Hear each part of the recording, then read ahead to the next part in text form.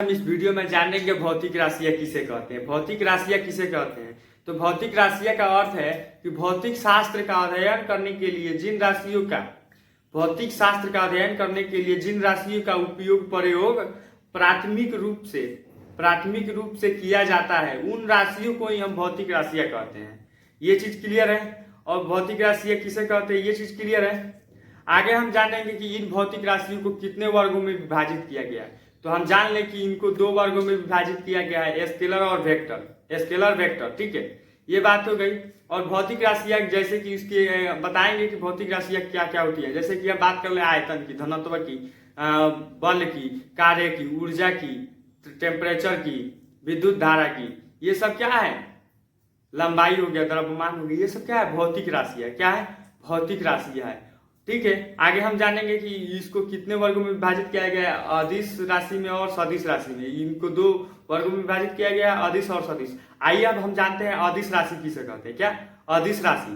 अदिश राशि का अर्थ होता है, अदिश का सिंपल सा बात जान ले कि अदिश का अर्थ होता है कि दिशाहीन, दिशा रहित, मतलब जिसमें केवल परिमाण की आवश्यकता हो। ठीक है, या फिर हम यूं कह ले कि वह भौतिक राशियां अदिश राशियां होती है जिनको पूर्ण रूप से व्यक्त करने के लिए केवल परिमाण की आवश्यकता होती है, जिसमें दिशा बताने की कोई आवश्यकता नहीं हो।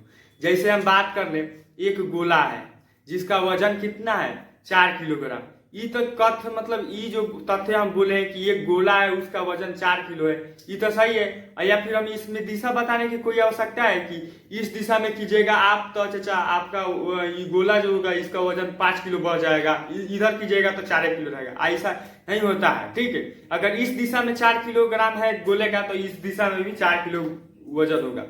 तो सिंपल सा बात जाने की अदिश का अर्थ होता है जिसमें दिशा बताने की कोई आवश्यकता नहीं होगी। वह क्या, कौन सी राशियां होगी, अदिश राशि। जैसे कि हम बात किए द्रव्यमान की, द्रव्यमान क्या है, एक अदिश राशि है।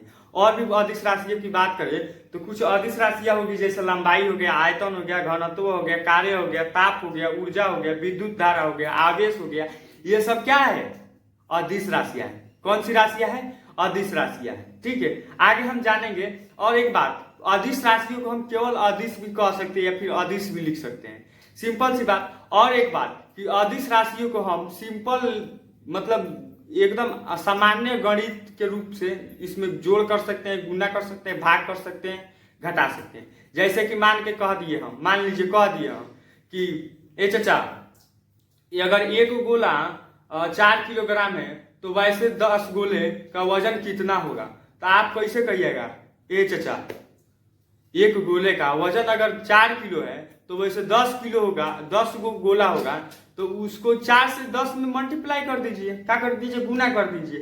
तो 4 दहिया 40, 40 किलो 10 को गोला के वजन हो गया।